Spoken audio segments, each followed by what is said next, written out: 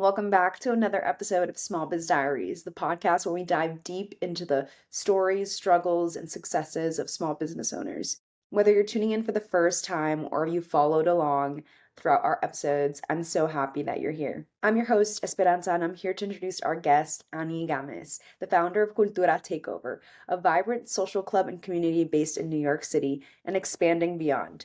Cultura Takeover is dedicated to creating meaningful experiences for Latinas and women of color. Ani's journey began during her time as an events manager in New York City, where she crafted high-end experiences in spaces that often lacked diversity and inclusivity. She wanted to make a difference and learn from her passions and struggles, so she transformed her frustration into a purpose-driven mission to create spaces that celebrate culture, foster connection, and empower women. In this episode, Annie opens up about navigating self-doubt and how embracing her roots and community gave her the courage to step into leadership.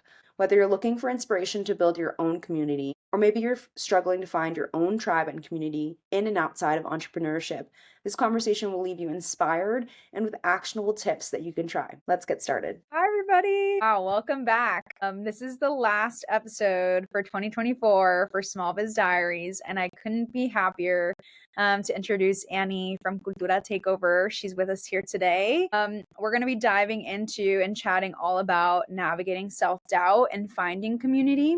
I think it's great to be finishing off the 2024 season with this topic because our first episode of Small Biz Diaries was about embracing community. So I think it's full circle that we're going to be talking a little bit more about how to find that community and some of the emotions that go through putting yourself out there and trying to find your circle or find your pack. So we have the perfect guest here for this today. It's Annie, and I just want to welcome you to Small Biz Diaries. Thank you so much, Esperanza. I am super excited. Yes, This is actually my first podcast, so this is very exciting. Wow, yay. Well, I'm honored that you would choose Small Biz Diaries as your first podcast. Thank you, Well, thank you. same. This was actually on my 2024 vision board. Like that was on the list, being one podcast, so I can check it off now. Yeah, perfect. Yay. Especially with it being December next month. Like, this is good timing. Good timing for when we're recording, at least right now, for our listeners. Annie, as I mentioned before, is the founder of Cultura Takeover, which creates or curates experiences. So walk us through how that business idea started for you and how it's developed over the time. Yeah, of course. Happy to.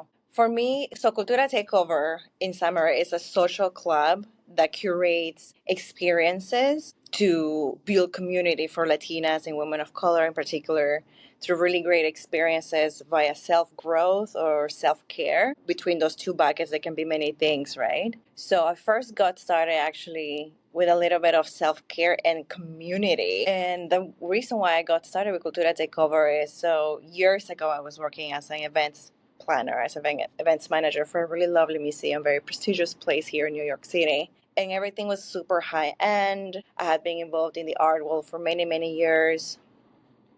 And unfortunately, there weren't many people of color and not many people that looked like me in these spaces. So it was obviously very disheartening to be putting in so much work, but people like me just weren't benefiting from all of that. And if they did, it was maybe to offer them free entrance on a day of the week, almost like doing them a favor, but no curating experiences that were going to be meaningful and impactful for that community. Yeah. So I think it just really snowballed from there, like a little bit of frustration between what I was passionate about, which was building community throughout the years, making people feel seen and be heard, and bringing all these experiences, whether it could be an immigrant story or a first generation or second generation person of color into a really particularly white space. It was really born out of frustration that I was spending so much time creating these really incredible, lovely experiences, but nobody that walked through the door looked like me. So I thought to myself, okay, well, wait a second. Within my own group of girlfriends, who pretty much everybody is a woman of color, I'm able to create these really great experiences for the group chat, for somebody's birthday dinner or somebody's brunch. And because I really love doing that. And I thought, okay, well, what about marrying both actually? and that's how the idea came to be. And I was actually pretty new into New York City. It was like right after the pandemic, so everybody kind of came out of their house looking to build friendships and looking to have experiences. So it was really the perfect timing that I thought, okay, I'm gonna marry my passions and I'm gonna marry my purpose and my skill sets that I'm already kind of putting in practice to make experiences for women of color and more specifically Latinas, because we just need safe spaces whereby we can open up and we don't have to explain ourselves. And I Mm. think for any woman of color, they really understand what that means, because sometimes, culture and language and food and even jokes and family stories, they're so intertwined with our culture, and everybody has had some sort of those experiences, so you don't have to explain yourself. So for example, it can be like, sometimes you see on social media some funny reels about a Latino trying to ask his mom to go out for dinner with their friends. And Yeah, it's a yeah. whole thing. Like sometimes you kind of have to like work your parent up the whole week and butter them up and do all these chores before you're allowed to go out. Versus your white friend, for example, they don't have to do that. And sometimes those friends, they will say, I don't understand, I don't get it. But if I were to explain this to a fellow Latina, they would just get it. They say like, yeah, I hear you. Mm-hmm. So Mm-hmm. creating those safe spaces for people to open up was just so key for me. And like I said, I wanted to build community, build friends, and also beyond the building community, like friendship groups, I really wanted to be able to tap into our huge spending power. The Mm. Latino power is about 3.6 trillion. I mean, it could really be its own country and economy. Yeah, I think absolutely. statistics say it would be like the fifth in the world. So last year, I got the crazy idea that I said, okay, well, I really want to marry this, and maybe I'll just start with a really big event. So I decided single handedly to curate a pop up mercadito Mm. all by myself, because I thought, I've done really big events, I've handled volunteers, like I've literally hundreds of volunteers. I can do this. And I did, but I literally, I think, almost killed myself because for months I was barely sleeping. I was waking up early, doing a full time job that was also very demanding because as an events manager, you work really long hours.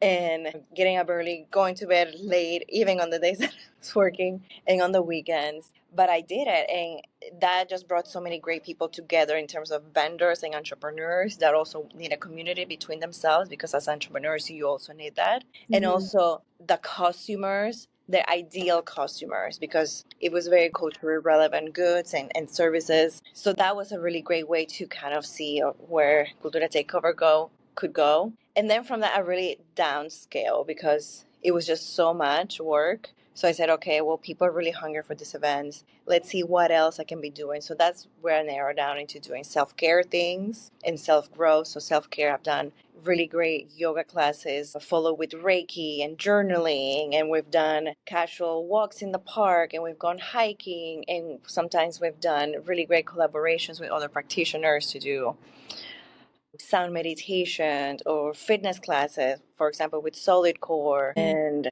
places where we wouldn't have been able to completely go at, like a museum, for example, for some museum tours and do a really nice tea time and have some experiences that were a little bit more elevated. Yeah. Because that was one thing also that I've discovered throughout this whole journey, that some of the people that will come to my events, they say, oh God, this is so amazing, this is so fancy, and this is not something that I ever saw for myself. And Mm-hmm. sometimes I actually feel guilty that I enjoy it because my mom or my abuelita or my father, they weren't able to partake of these higher end experiences. And even though they will want you to, because they've worked really hard, your ancestors have worked really hard in order for you to get here and sacrifice all of this for you to enjoy the better life. And that doesn't mean that you're abandoning your own culture or your own heritage. You're just elevating yourself and you're living life to the fullest. Yeah. Yeah. Um, there's so much to unpack that I can't wait to unpack in everything that you just said. So first of all, yeah, thank you for breaking that down for us, because you not only spoke to Cultura Takeover and how that started and where that idea was married from, but also um how it's kind of evolved and what it's become and the mission behind it as well, like what drives the events and experiences more than anything, because it speaks towards the people that you're serving, the people that you're curating these events for. And I want to say, obviously you had experience with event planning with your job, but did you have like doubts in terms of like, is this gonna work? How is this gonna work? Like, obviously, it was like you said, it was like even the mercadito was a lot to do. But how did you overcome those feelings? Like, walk us through that because I feel Yeah, like it's yeah. important. 100%. So last year, so I did the Mercadito, and that was like the unofficial launch of Cultura Takeover.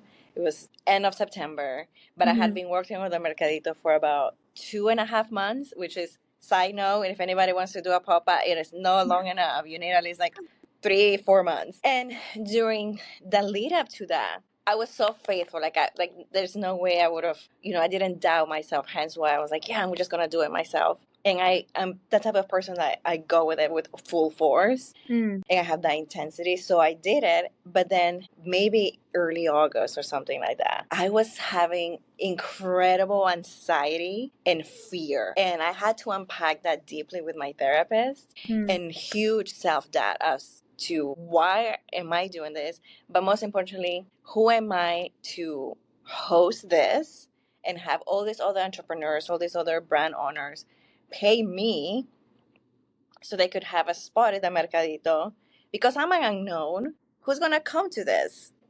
Here's my Instagram that had like 300 followers. Who's gonna come to this, and who are they?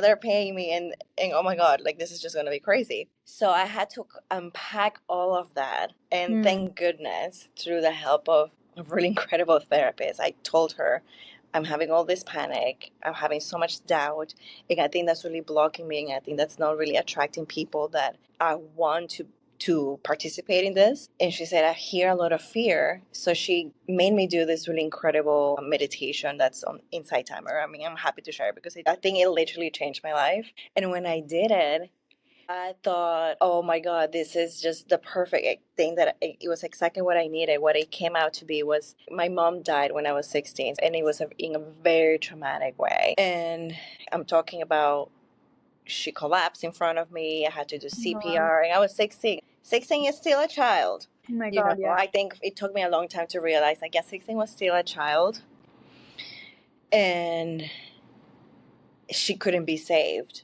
So for about 20 years, I carried that with me. And Mm. that's doubt setting as to if you couldn't even save your mom, what makes you think that you can lead this? And oof, yeah, girl, I'm even getting emotional about it Yeah, because it was no. so powerful. Like when that came up during my therapy and well, mostly during this meditation, I was just in bed, like crying my eyes. I mean, it was just so deeply ingrained that I had to just cry it out from like root and stem. That weekend, I cried for like almost every day in journal. I mean, I was exhausted. I was just physically exhausted. And after that, it went away. The self doubt, the thing that I had compartmentalized for so many like decades, really, was able to release because I had to give 16-year-old Annie, this child, grace Mm. that it wasn't your fault. It wasn't your fault. And now, as an adult, you can take care of it. And yes, you are qualified to lead people, and people want to be with you. And that confidence that it gave me was just like 10 times full. I think I've always been pretty confident, but it just grounded me so much that I was able to let go of that huge pain. I mean, some of the pain, obviously, with your mother dies, you always carry. Of course. But yeah, it was just incredible, incredibly powerful. I just, such a testament of grounding yourself, meditating, navigating this with a therapist because I would have never really gotten Hmm. to the root of it, I don't think, or maybe it would have taken me a really long time, or part of me wouldn't completely have understood. Hmm. So yeah, that was definitely like a really huge catalyst of removing the self doubt. From then on, even this year when I've been hosting this at smaller events, I still have a little bit of the self doubt because when you're hosting, you pull yourself out there so much, you're so vulnerable. So in my head, when I greet somebody, they come to my event for the very first time, I'm like, oh my God, I hope you like me. Because this is like a friend making group. So I feel like I'm the main amiga, right? Yeah, yeah. So I have to make sure that the experience that they're getting is really seamless and they're having fun. And do they have a drink? And oh, that person over there, I can tell they're really shy. How can I approach her and start making conversation? And how can I pair her up with somebody else that can be a good fit? So I feel kind of like a mom sometimes where I'm trying to be very observant and, always thinking, are they having fun? Are they liking it? Oh my God, is this real? And is this really worthwhile? So in that way, it's very vulnerable. And those are self-doubting thoughts that come out when you're hosting, but then somebody would say something of, yes, oh my God, I love this, or I see somebody comes back for the second or third or fourth time to my events. So that helps solidify, like, okay, yes, this is so much bigger than me, Yeah. and I'm in the right path. Before, before I used to think of businesses, okay, I will have a product. And when I would meet people, they say, oh, I have a service-based business, I would think, oh God, that must be so hard. I can't believe putting yourself out there. And now I have that and I can't see it any other way. Yeah, it's funny how it ends up working out. Yeah. Yeah. I mean, wow, Annie. Like, first of all, thank you for being so vulnerable and sharing that. Because it's clearly a big part of your journey. And Yes. I think as within personal growth and as a small business owner and going through the journey of being a small business owner, you don't realize how many things from outside of your business come and impact your day to day. And sometimes, not all the time, but sometimes, like, it does take that moment of like reflection or therapy or just like questioning or asking yourself, like, well, what is holding me back? Why am I experiencing these emotions? Like, is there something deeper that I'm missing here, that it's a reoccurring thing that's happening to me? Or even if it's a one-time thing, you're like, this seems so ingrained in me, like, why? So shout out whether it's to therapy or just like, journaling or working through those emotions. It speaks towards like taking that moment for yourself, because clearly it can help project you into opportunities and different things that you might not have approached, because you would have had that self-doubt if you hadn't worked through those emotions. It would have potentially kept coming up and like kept surfacing, but you worked through it and like clearly like it helped. So that, I think, is like a major, it's like, example and recommendation for someone that might be, struggling with self-doubt. Obviously, like I said, it's not every time that maybe your inner child is struggling through something, Yeah. but I definitely know it's happened to me as well, where I was holding on to something from my past and it ended up coming and showing up in like in a very tangible way with how I was acting in my business. So it happens more often than we think. Like, we're growing as our business is growing, or we're putting ourselves out there, and then things are coming up because it's something new and something that we haven't experienced before. So I have to speak towards that first and foremost, because I think that's such an important thing to highlight. Second, obviously you're on the hosting side of like these events, but I'm sure there are many people, like you mentioned, who have different personalities when they're coming to an event, who might be experiencing self-doubt coming to the Yes. event Yes. themselves. So how have you been able to like observe or like navigate that as the host, or what advice can you give, obviously, since you've been hosting these events and working through those things with other, whether it's business owners or just people in general? Yeah, that's such a good question. Definitely, I've put it out there for people on social media, tips on how to navigate coming into a new space by yourself where you don't know anyone and how to start a conversation. I would say one of my gifts is I'm pretty good at reading people. So even from the get go, when I see them walk in or how they say hi or how they shake hands, like I can already clock it. Okay, shy person here, level this level, shy person over here, here. So I can kind of like hold their hand in a way emotionally of like, how do you find us, like where do you live, or like is this your first friend making group that you're joining, just trying to find the little open-ended questions, and then trying to kind of like pair them up with somebody else or introduce her to the group instead of having be like, hey, this is, hey, you introduce yourself. I can just be like, hey guys, this is Esperanza and she lives in Queens or she's Peruvian, Hmm. for example. And then that way then it's not like up to her to speak first, and other people kind of pick up on that and say like, oh, amazing, I live in Queens too, I am Yeah. Peruvian too, and like, oh, do you like ceviche? Like trying to find those little open-ended questions and little conversation ends. I've definitely had to do that, and that's for like the smaller social groups. And I think for the mercadito that I just did this last September, we did a group chat with all the vendors, so they're all Oh. entrepreneurs, and there were some of them that were very seasoned, and there were a couple of them that were very new, and she had questions of how to really sell and how to take information, how to g- build your newsletter list. So I pair them up with a more seasoned entrepreneur saying, okay, this person over here will be able to give you a little bit more insight on how you can grow your email list. If you run out of products today, this is how you can sell products and then arrange for shipping later, because, I'm not a product based business, but this person is. So just Hmm. being aware of that, and like who you compare them up with. Like, one of the big things I think with that I've realized about me too is that I'm a connector. Yeah, I So was gonna say that. It sounds like you are. yeah, I mean, even like for years, I mean, I have this good friend that always says, we'll be talking and I say, I have a partnership with this person, and I know the owner of this restaurant, I know the owner of this other brand, I know this guy or this lady. And she says, of course you do. Like, of course you do. 'Cause you just know anyone. Yeah. Like there's like a guy, there's a person for anything.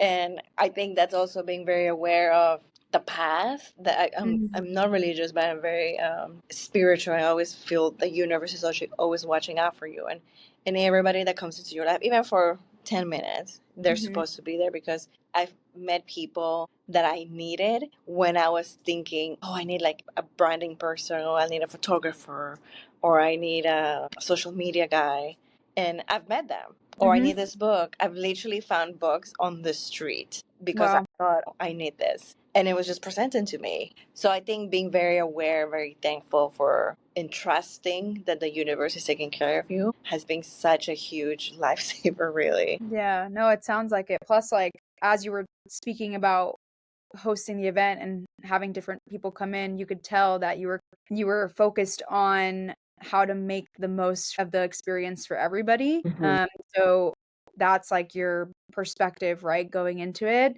And that is part of your role, is to make sure that people are comfortable and people are having fun and all this stuff. You mentioned after the pandemic, people were looking obviously for friend making groups or activities, things they can do outside their house. So did you find that it was hard for people at the very beginning, from coming from isolation, like being isolated in your home, to then transitioning and being around a bunch of people? What was that like, being the person that was hosting an experience like that during such a time that people were transitioning out of their house? Yeah, I don't think I actually did so much. I think people, for the most part, were very antsy to get out and Mhm. meet new people. And also, I think what it helps in our culture, we're very friendly, we're very open, and we want to be out and about doing things, sometimes with balance. But I think that also helps that people were like, oh my God, just get me out of the house. Let's do something low key. Some of my things are kind of low key, some can be a little bit more. So I think people appreciate that. And there's such a range. That's definitely one of the big things that I wanted to offer, was a big range, because there's Mhm. some self-care things, there's yoga, we've done karaoke. If you want to turn up one Saturday, fine, we'll go. We're multifaceted. Yeah. And people can just curate their months. I think I want to get to a point whereby people think of me as, okay, it's November. What's Annie going on in December? Because I need to fill out my social calendar. Yeah. Maybe this weekend I'm gonna go to a Pilates class with her, and the next one we'll do like a sound meditation. Something a little bit more upbeat and something more calm. Yeah. So Mhm. just being mindful of that. I'm glad that people weren't as shy about that. Yeah. That's good. Yeah, that's good. And then for someone who, is looking to find friends in a new city, whether it's in New York, obviously, or somewhere else, like, is there advice you could give for them to try to find their own community? A lot of people are moving to different cities and, starting over. So do you have any advice that you could give for someone who was trying to find a community? Yes, of course. I think finding friend making groups such as this one, like social clubs, in New York, there's so many that cater to a whole array of people and interests. I will highly recommend that, obviously. I like networking events. I know people hate the word networking. I twist it on his head, and I always think it's not networking, it's just connection Mm, time. So I don't say I'm going to a networking event, I just say I'm going to go connect with people.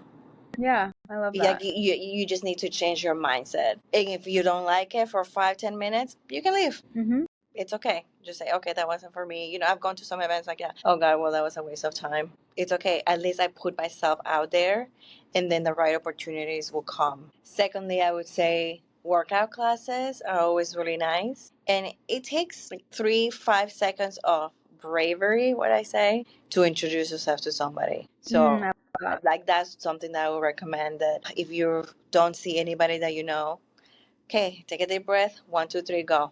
Don't overthink it. Hi, I'm Annie. I don't know anybody here. I see you're also alone. How are you? Can we chat? Yeah, yeah, I It love. might sound so nerve wracking, but it's powerful. I remember years ago, I was actually at this art opening, and I was talking to a friend, and I saw this girl kind of next to us, and she just came over and she said, "Hi, my name is Echo, and can I just join your group to chat?" Like, I still remember years after, because it was so brave Mm. and it was so gutsy. I was like, I like it. Yeah, yeah, and I like the way you made it feel very digestible, like very doable, right? Like you said, it could be 3 to 5 minutes, maybe less, maybe more, of just saying, "Hi, this is who I am. Like, I just moved to the area," or, I've never been to one of these events before. Like, I'm excited to be here, but like would love to chat. Mhm. Taking that small little chunk of time of the whole night just to do that makes it feel a lot more easier to do, right? Because sometimes you're just nervous about, will I meet anybody?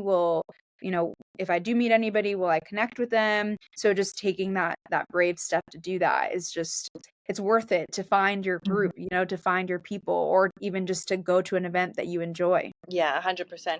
I think those will be my recommendations. You can go to our openings. I love our openings. Those are the perfect time to go on a little solo date. And if you Mm, don't find anybody, then you don't find anybody. Or if you go out for like a little solo dinner, sit at the bar. You can strike conversations with the bartender. You can strike conversations with somebody that might be sitting next to you. And an opening that I like is, oh, what are you eating? What are you drinking? Is that good? Again, I know this is a little bit more outgoing. I know for some people this advice would be like, my heart, it's about to just stop. I will throw up if I ever think of doing this. Just baby steps, and just nurture your hobbies. What are your interests? If you like to go play tennis, then go. If you want to do Pilates, then go, and maybe just like look at somebody and just try to strike something. And I always say that with friend making groups, or even if you want to date. I don't do online dating or anything like that. I just think I'm gonna nurture my interests, because eventually you're gonna find somebody that they're also gonna go into your stratosphere, because you will have similar interests. And it's so much better. You feel the vibe, you feel people's energy a little bit better, instead of yeah. trying to force something out of nothing. Yeah. And I want to say too, for all of our, like, whether you have a side hustle or, you have your own business, sometimes friend making groups are a little less intimidating when it comes to like going to a conference or going to, like you said, networking event, or to connect with people. You can still equally find community within those friend making groups, because I mean, you never know. Other people might also have a side hustle or small business, and it's not the first thing that is like the conversation starter, but you can organically start talking about it versus like feeling so pressured to like give your sales pitch and be like, I'm ready because this is who I am and this is my product. And, like having all that prepared, it might feel more organic to you in that way. And you never know. Like, there are people who you meet in a friend group and they're not a business owner, but they could be your potential new client, or they could just connect you someone with someone at some point that might be Exactly. able to help you. So it's so important to just like nurture and continue to stay outside your comfort zone in that way, because you just never know how it might be able to help you later on. I remember last year I went to a little cafecito con jefas type gathering here in Brooklyn, and I met one woman that became a really good friend now. But we also collaborated because she's a business coach or a career coach, and we've done 2 workshops. So that's where we started the whole thing of self growth and empowerment workshops. So we've done Mm-hmm. that, and it's just amazing. It's like it came to be because we both put ourselves out there, and that's another way Yeah. of thinking that if you're scared to go into these groups by yourself, think everybody's here for the same purpose. Everybody's here on the same boat. Everybody's a little bit nervous, and that will calm your nerves. Yeah, no, I love that tip. It's true. It makes it like feel like everybody's on the same playing field, Hmm. that they're probably experiencing some kind of emotion like that. So you've mentioned you were new to New York. How has that been for you? Obviously, you're curating all these experiences, but how separate from that, like how has finding community helped you? Oh God, I think it really helped me step into my power and being able to see myself in a different light. I think I've always felt like I was the community connector. I think for many years through my job, I was doing a little bit of that. And weirdly enough, if it sounds weird, but I think maybe some people just validated what I had always felt. And even though that's a little bit wrong to feel validated by other people, it helped me validate myself because I thought, yeah, you know what, you're right, because I felt that. But now this just Mm, kind of like seals the deal that I'm a yeah. connector. When I say that it's helped me step into my power, just it's helped me step a little bit in my Latinidad and be more mindful of the things that I consume, things that I listen, be more mindful of the energy that I'm around because sometimes I've met some really lovely people, but it's just for very short time because then there's no reciprocity on the energy that we both wanted to spend to build a friendship, and that's okay. Hmm. People that are meant to stay in your life will stay in your life. So yeah, it has been definitely very grounding, very uplifting, and I think it was just necessary. And it's just been really fun. Like some of these women, they've become such great friends. We just have FaceTime calls sometimes, and if they have a problem, some of them are entrepreneurs. If they have a problem or men problems or family or whatever, they just want to chat. Then we do that. That's why I Hmm. fundamentally disagree with the whole saying that entrepreneurship is really lonely, because if you're very careful and mindful of how you curate intentionally who you're going to be surrounding yourself with, those people become your friends, but they're also going to be some sort of coach, some sort of colleague that will help you in your business. Yeah. I remember we spoke about that during our initial call because it is a stigma or like something you hear often that entrepreneurship is lonely or it's a lonely journey. You hear it in so many different ways, but I loved your perspective on that. So you can be intentional about not making that happen. Like you can be Mhm. intentional and mindful about making sure that you don't end up lonely and not having other friends that you can speak to about things going on within your business or outside your business. And I feel like it's something that I wish I had known from the very beginning of starting my own entrepreneurial journey is like in my mind, I always thought, well, you have to do it by yourself, right? You're the only one that's able to do it. So you have to just, go on this journey by yourself. But if I had known what I knew what I learned later on, it would have made things 10 times easier just being able to have someone to ask the questions to or even just vent to someone about because even though my husband hears all of my venting, he's not going to be able to, always receive it the same way as another entrepreneur that might have the same kind of like Right. struggles and things like that. So I love the fact that you've given us so many small little tidbits that people can practice, like, whether it's going and putting yourself out there and just trying to introduce yourself to one person, or no matter if, let's say, they don't become your long-term friend, but you've spoken to them for 10, 15, 20, 30 minutes, they are meant to have been in that conversation with you, no matter how little or how big. And so there's so many small little things that I feel like have helped even me and have inspired me to now find another group I can join. Sometimes I think we get so into our mindset, and I think there's also things culturally that are out there that I feel they're not that great. Like, for example, one of the narratives of the entrepreneurship is really lonely. It doesn't have to be. There's a way that you can work around it. You don't have to go through one door. There's no one solution. If the door is closed, go to the window. If that one's door, there's another door. Sometimes maybe like, I don't know, the vents. Whatever you can find. Whatever you can find, or just the mule is not meant for you, and then you build your new one. And I think the other one that I really hate is that imposter syndrome, which was so, if you research about it, it was just so rooted in the patriarchy. And then I like to just go deep and like where the starting point. And patriarchy is like racism, whereby it's another way of dominating a group. So part of my warrior spirit says, no, I'm not going to be dominated by the patriarchy. So therefore, imposter syndrome is not me. And syndrome means that you're sick or like something's wrong, like you have cancer. You don't have that. You just have imposterism. And just because you can fight it off and you can say, you know what, I choose to believe in myself, and that's so much stronger than doubt. Just change your mindset. Just, you can do it. Yeah, I mean, if your ancestors, bring them with you. If you walk into a room that's really scary, bring them with you. I'm from Peru, and I went last year, and it was this incredible trip, and I was learning all about the Incas and everything that they've built. And I thought, man, my people were warriors. They were engineers. They were literally geniuses. And here I am, after everything I've gone through, not believing completely in myself. No, that's not gonna happen. Yeah. Yeah. No, I thank you for that. I think that's so important to highlight because it's true. It's sometimes just a reframe, like reframing your perspective or like just like rewiring it completely, finding out more information that helps break down a concept like imposter syndrome, like you just did. Those are all incredible ways to just like step into your power and really build that so that when you're stepping into a room, walking into a room, or going on a video call, whatever it is, you are fully yourself, fully present, and fully like immersed into the experience.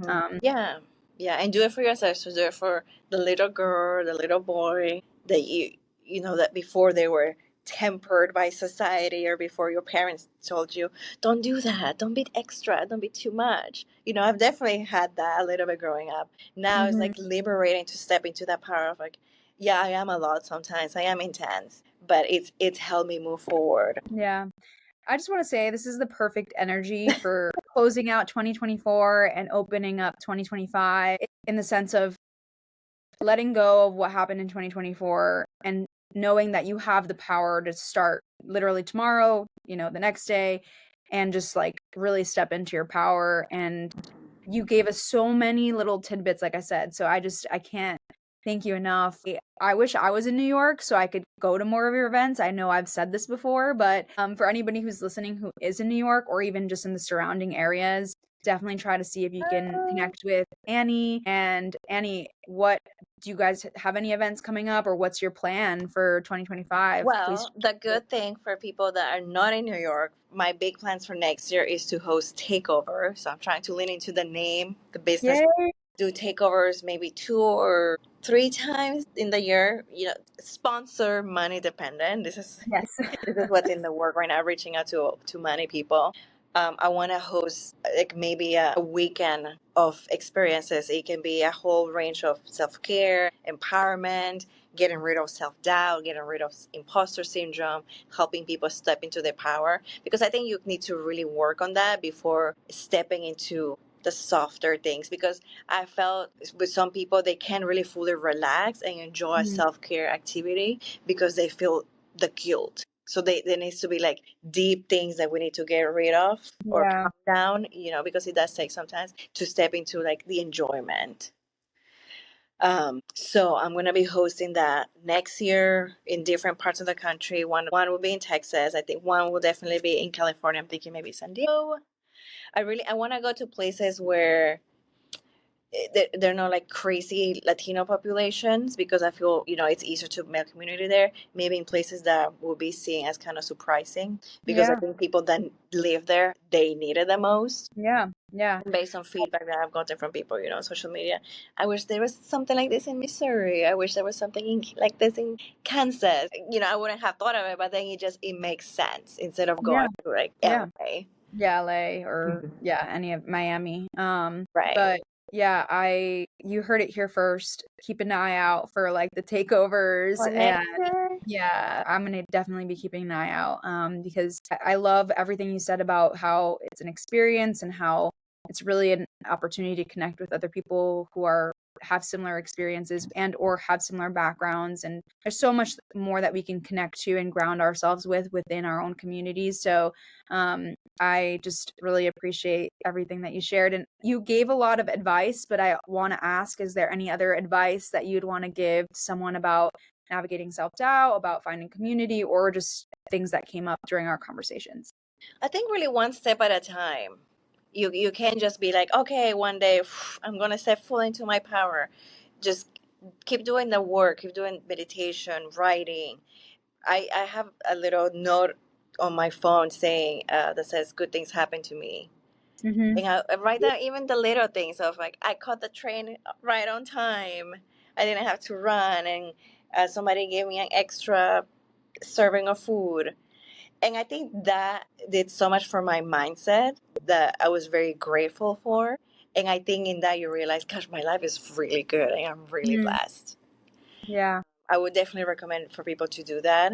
And then you would notice what you're good at. Like, oh, today I had this really great presentation and I handled this issue really well. Like those little things add up and it's good to write it down because you'll forget it. I mean, it's Yeah. when you ask somebody, tell me negative things about you, they'll list so much. When you ask them, list me something really good about you, they really struggle. But then that way Mhm. you can go into these little notes that you've written about yourself or your notebook and you see, oh God, I have really great qualities. I have really great things that have happened to me. So I'll get Yeah. mindset just because your brain is always trying to protect you. You just want positive. Mhm. Yeah, Exactly, yeah. just one step at a time. And we all have, phones, so you can open up your little notes and create a note that you can keep with you, or, if you prefer writing things down, then keep it in your daily planner. Mhm. But no, that's great advice. I agree. Waking up or ending the day or just having that accessible to you for gratitude and abundance always help. And then we'll be able to, in the description with YouTube or Spotify, wherever you're listening, you'll be able to connect with Annie. I'll leave all of her links in there, for Cultura Takeover and just connecting with her in general. But I just want to thank you again, Annie, for being here and helping us work through some of these things with navigating self-doubt and finding community.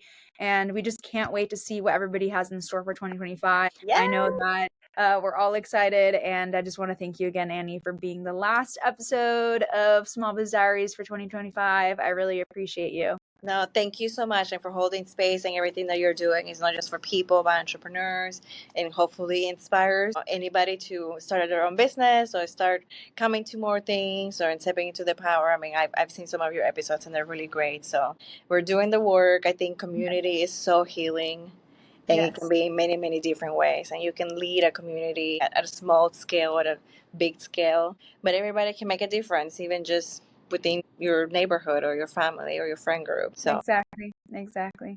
Couldn't have said it better myself. So thank you so much for being here. I appreciate it. thank you.